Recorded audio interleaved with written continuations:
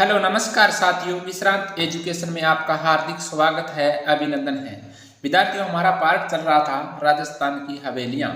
तो राजस्थान की हवेलियाँ के पार्ट को हम आगे बढ़ाते हुए आज कर रहे हैं नौलखा हवेली। कौन सी? नौलखा हवेली, यानी नौलखा हवेली के बारे में पढ़ते हैं। नौलखा हवेली, नौलखा हवेली कहाँ है मित्रों? नौलखा हवेली है झालावाड़ में। कहाँ है? नौलखा हवेली झालावाड़ में स्थित है, ये हमें ध्यान रखना है। नौलखा हवेली कहाँ है? झालावाड़ में है। यानी नवलखा नाम से और अन्य कौन कौन सी दुर्ग हैं, बावड़ी है और दरवाजे मंदिर अनेक हैं, उनके बारे में हम नोट कर लेते हैं कि नवलखा दुर्ग कहाँ है। नवलखा हवेली झालावाड़ में है और नवलखा दुर्ग यहाँ नोट लगाकर हम साथ में ही लिख लेते हैं। नवलखा दुर्ग कहाँ है? नवलखा दुर्ग ये झालावाड़ में स्थित है। विद्यार्थियों, ध्यान रखना है, नवलखा हवेली झालावाड़ और नवलखा दुर्ग भी झालावाड़ में है। और नौलखा बावड़ी, कौन सी? नौलखा बावड़ी। नौलखा बावड़ी कहाँ है? नौलखा बावड़ी ये डूंगरपुर में है। कहाँ है? ये डूंगरपुर में स्थित है, ये हमें ध्यान रखना है। नौलखा बावड़ी कहाँ है? डूंगरपुर में है। ओके मित्रों, उसके बाद देखते हैं नौलखा दरवाजा। नौलखा ये दरवाजा कहाँ है? नौलखा दरवाजा ये रणथंभौर में है। ओके मित्रों, रणथंभौर में, यानी ये रणथंभौर का ये प्रवेश द्वार है। हमने पहले दुर्गों में पढ़ा था, नवलखा दरवाजा रणथंभौर का यानी दुर्ग का प्रवेश द्वार है। और नौलखा मंदिर कहाँ है? नौलखा मंदिर कहाँ है विद्यार्थियों? मंदिर, नौलखा मंदिर ये पाली में स्थित है। और नौलखा बुर्ज कहाँ है? नौलखा यानी बुर्ज ये कहाँ है मित्रों? नौलखा बुर्ज है चित्तौड़गढ़ में, ये हमें ध्यान रखना है। यानी नौलखा नाम से अन्य जो भी मंदिर या दरवाजा या बावड़ी, उनको भी हम लिख लेते हैं। और नवलखा झील, नवलखा झील कहाँ है? नवलखा झील ये बूंदी में स्थित है। यानी नवलखा हवेली को हमने पढ़ा झालावाड़ में है, और इनके अलावा नवलखा नाम से देखो, नवलखा दुर्ग ये झालावाड़ में है, नवलखा बावड़ी ये डूंगरपुर में है, नवलखा दरवाजा ये रणथंभौर में है, यानी रणथंभौर दुर्ग का प्रवेश द्वार है विद्यार्थियों। नौलखा मंदिर ये पाली में है, नवलखा बुर्ज ये चित्तौड़गढ़ में है, और नवलखा झील कहाँ पर है? ये बूंदी में है, ये हमें ध्यान रखना है। अब बात करते हैं सावन भादो महल, ये कहाँ पर है? सावन भादो महल की बात करते हैं, यानी यहाँ लिख लेते हैं सावन भादो महल। ये सावन भादो महल कहाँ पर है मित्रों? सावन भादो महल है डीग, यानी कहाँ है? डीग भरतपुर में है। डीग भरतपुर में स्थित है। सावन भादो महल कहाँ है? डीग भरतपुर में है। यानी इसके अलावा अन्य सावन भादो नाम से जो भी विशेषता है अन्य दुर्ग की है, या झील है, या नहर है, या कड़ाई है, उनकी हम बात करते हैं। यानी सावन भादो जैसे महल तो डीग भरतपुर में है, और एक अन्य सावन भादो महल भी है। अन्य सावन भादो महल है, वो कहाँ पर है? नंबर लगा लेते हैं, 1 नंबर, यानी सावन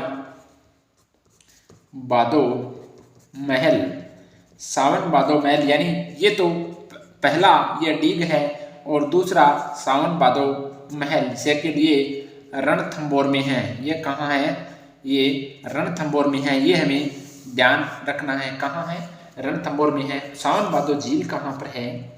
सावन भादो झील ये कहाँ पर है विद्यार्थियों? ये अचलगढ़ सिरोही में है। अचलगढ़ यानी सिरोही में स्थित है। सावन भादो झील कहाँ है? अचलगढ़ सिरोही में स्थित है, ये हमें ध्यान रखना है। सावन भादो नहर यानी सावन बादो नहर ये कहाँ पर है? ये कोटा में है, ये कोटा में है, ये हमें ध्यान रखना है। सावन भादो कड़ाई यानी सावन भादो कड़ाई है जो कहाँ पर है? सावन भादो नाम की कड़ाई है वो कहाँ पर है? यानी देशनोक में है, देशनोक में स्थित है। ओके मित्रों, यानी हमने पढ़ा नौलखा हवेली, ये झालावाड़ में है और नवलखा नाम से यानी नौलखा और नवलखा नाम से अन्य जो भी विशेषताएं हैं या दुर्ग है या और है तो उनकी हम बात की हमने कि नवलखा दुर्ग झालावाड़, नवलखा बावड़ी डूंगरपुर में, नवलखा दरवाजा रणथंभौर में यानी रणथंभौर का प्रवेश द्वार है नवलखा दरवाजा, नौलखा मंदिर है पाली में, नौलखा बुर्ज चित्तौड़गढ़ में और नवलखा झील बूंदी में स्थित है। इसी तरीके से सावन भादो महल कहाँ पर है? डीग भरतपुर में है। तो सावन भादो महल कहाँ पर है? सेकंड रणथंभौर में, यानी पहला भरतपुर में और सेकंड कहाँ पर है? रणथंभौर में है। और सावन भादो झील कहाँ पर है? अचलगढ़ सिरोही में स्थित है। और सावन भादो नहर कहाँ पर है? कोटा में है। और सावन भादो नाम की कड़ाइयाँ हैं वो देशनोक यानी करणी माता के मंदिर में स्थित है, ये हमें ध्यान रखना है। अब बात करते हैं मित्रों पुष्य हवेली। पुष्य हवेली कहाँ पर है? यानी पुष्य हवेली यानी पुष्य हवेली है जोधपुर में स्थित है। कहाँ है विद्यार्थियों? पुष्य हवेली है जोधपुर में, ये हमें ध्यान रखना है। पुष्य हवेली कहाँ है? जोधपुर में स्थित है। यानी पुष्य हवेली का निर्माण किसके द्वारा करवाया गया? पुष्य हवेली का निर्माण यानी रघुनाथ मल जोशी के द्वारा करवाया गया। रघुनाथ मल जोशी द्वारा करवाया गया, ये हमें ध्यान रखना है। या इसका अन्य नाम है जैसे बुर्जी जोशी इसका अन्य नाम है। यानी यह पुष्य हवेली है विश्व की एकमात्र ऐसी हवेली है जिसका निर्माण एक ही नक्षत्र में पूर्ण हुआ था। यानी जिसका निर्माण एक ही नक्षत्र में पूर्ण हुआ था, यानी विश्व की एकमात्र हवेली है। यानी इसकी विशेषता लिख लेते हैं, यानी विश्व की एकमात्र हवेली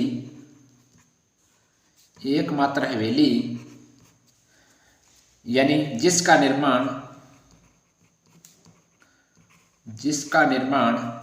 यानी एक ही नक्षत्र में पूर्ण हुआ, एक ही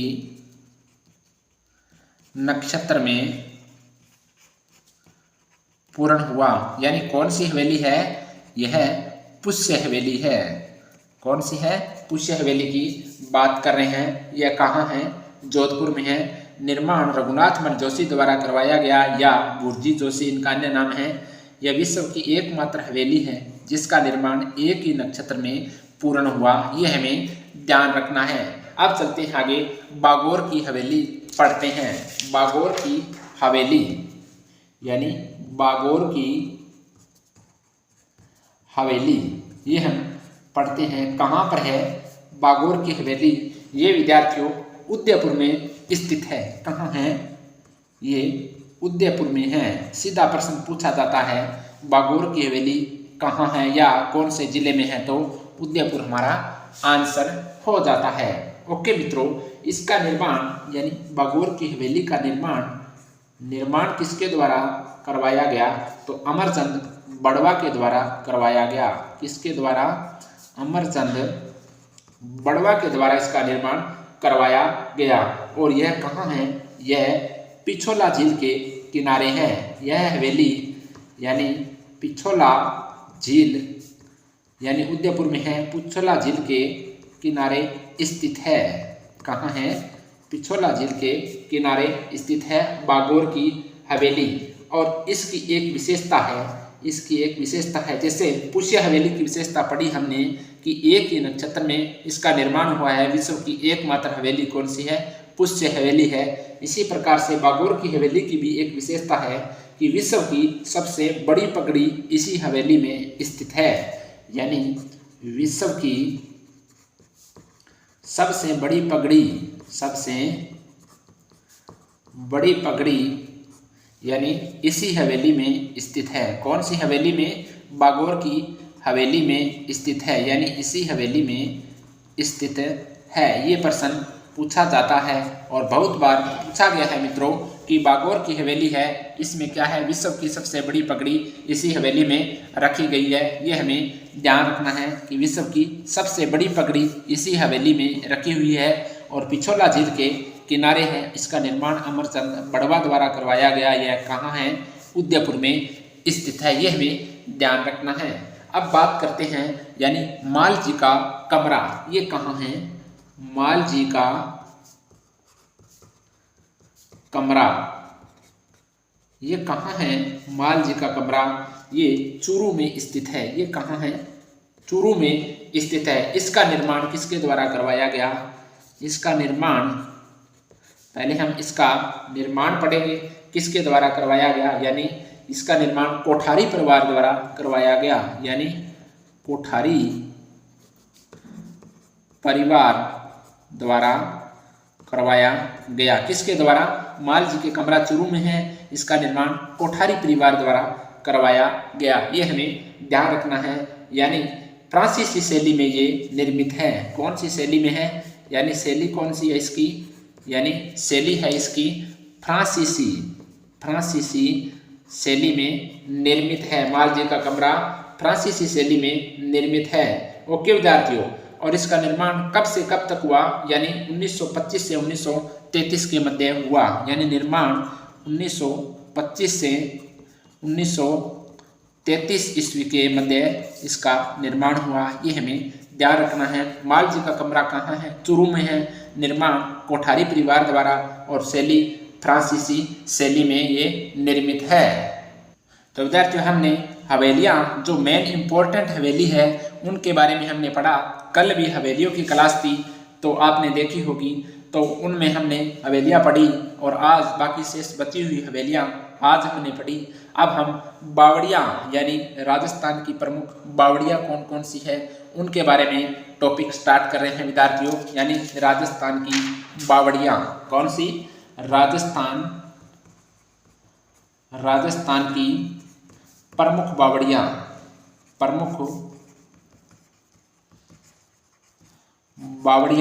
कौन कौन सी है उसके बारे में हम पढ़ते हैं। पहली पढ़ेंगे हम, इम्पोर्टेंट पढ़ेंगे विद्यार्थियों, जो प्रश्न एग्जाम में आने योग्य है उसी की हम बात करेंगे। तो पहली है चांद बावड़ी, यानी चांद बावड़ी, इसकी बात करेंगे। चांद बावड़ी ये कहाँ है, ये आभानेरी दौसा में है। आभानेरी दौसा में स्थित है। यानी चांद बावड़ी कहाँ है, आभानेरी दौसा में है। इसका निर्माण किसके द्वारा करवाया गया, इसका निर्माण किसके द्वारा करवाया गया विद्यार्थियों, इसका निर्माण यानी किसके द्वारा, चांद के द्वारा करवाया गया। यानी चांद के द्वारा करवाया गया। ये हमें ध्यान रखना है। ओके विद्यार्थियों, यानी चांद कंवर है, ये चांद कंवर है। ओके विद्यार्थियों, चांद कंवर के द्वारा करवाया गया, ये हमें ध्यान रखना है। यानी निर्माण चांद के द्वारा करवाया गया। इसका अन्य नाम है, इसे कहते हैं राजस्थान की तिसमिला बावड़ी भी कहते हैं। इसे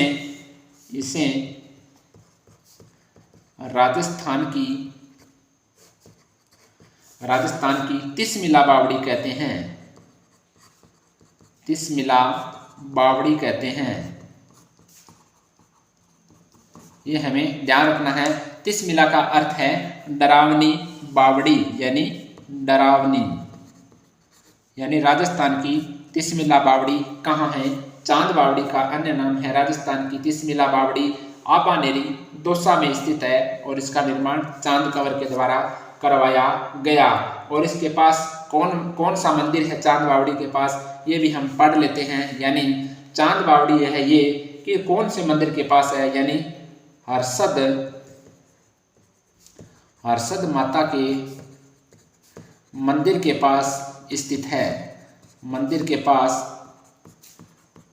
स्थित है, ये हमें ध्यान रखना है। हर्षद माता का मंदिर कहाँ है, चांद बावड़ी यानी आभानेरी दौसा में है। हर्षद माता का मंदिर है आभानेरी दौसा में, यानी चांद बावड़ी है वो हर्षद माता मंदिर के पास स्थित है, यानी इसके किनारे स्थित है। ये हमें ध्यान रखना है। और राजस्थान की यह सबसे गहरी बावड़ी है।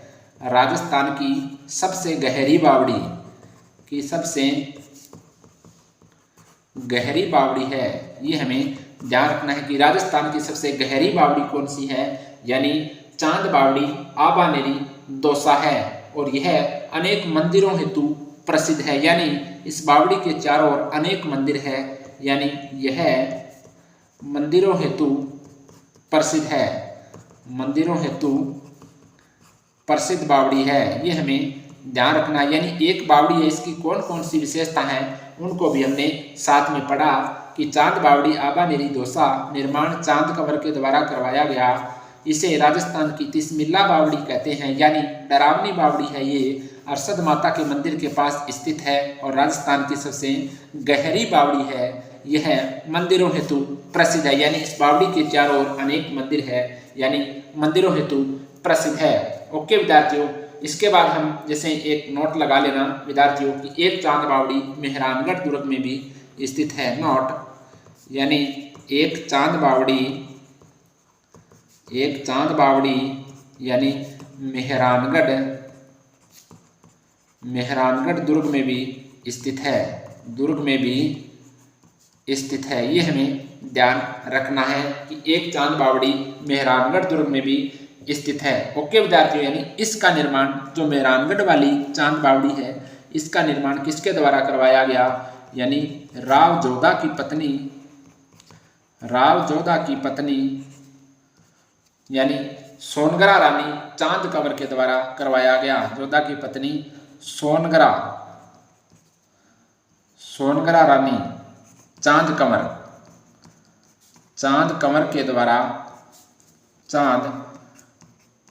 कंवर के द्वारा करवाया गया। ये हमें ध्यान रखना है, किसके द्वारा करवाया गया, यानी चांद कंवर के द्वारा करवाया गया। ये हमें ध्यान रखना है कि एक चांद बावड़ी कहाँ है, मेहरानगढ़ दुर्ग में स्थित है। इसका निर्माण किसके द्वारा करवाया गया, यानी राव जोधा की पत्नी एक सोनगरा रानी चांद कंवर थी, उसके द्वारा करवाया गया। ये हमें ध्यान रखना है। ओके विद्यार्थियों, यानी इसे क्या है, चौहानों की बावड़ी भी कहा जाता है। यानी ये जो मेहरानगढ़ दुर्ग में बावड़ी है, इसे चौहानों की बावड़ी भी कहा जाता है।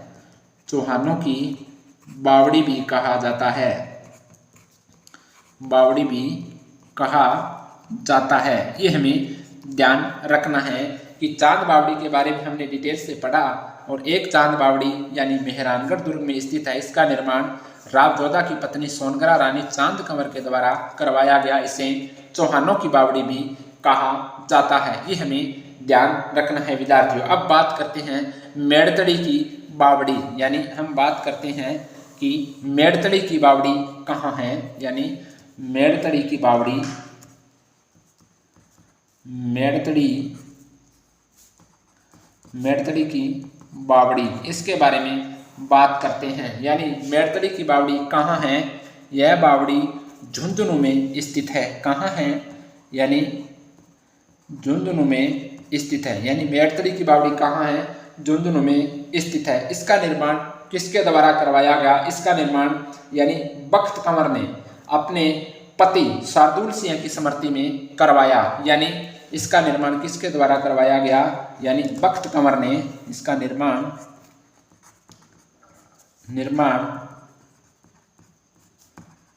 बख्त कंवर यानी बख्त कंवर ने अपने पति शार्दुल सिंह की स्मृति में करवाया। शार्दुल सिंह की स्मृति में करवाया। ये हमें ध्यान रखना है कि मेड़तड़ी की बावड़ी झुंझुनू में स्थित है। इसका निर्माण बख्त कंवर ने अपने पति शार्दुल सिंह की स्मृति में इसका निर्माण करवाया। ये हमें ध्यान रखना है। अब आगे बात करते हैं जैसे अजमेर सांबर और उसके चौहान हैं, उनके बारे में और कौन कौन सी इनकी कुल देवियाँ हैं उसके बारे में हम पढ़ेंगे। तो विद्यार्थियों, अब हम अगली क्लास में मिलेंगे। तब तक जय हिंद, राम राम, धन्यवाद। Subscribe now and press the bell icon. Never miss an update.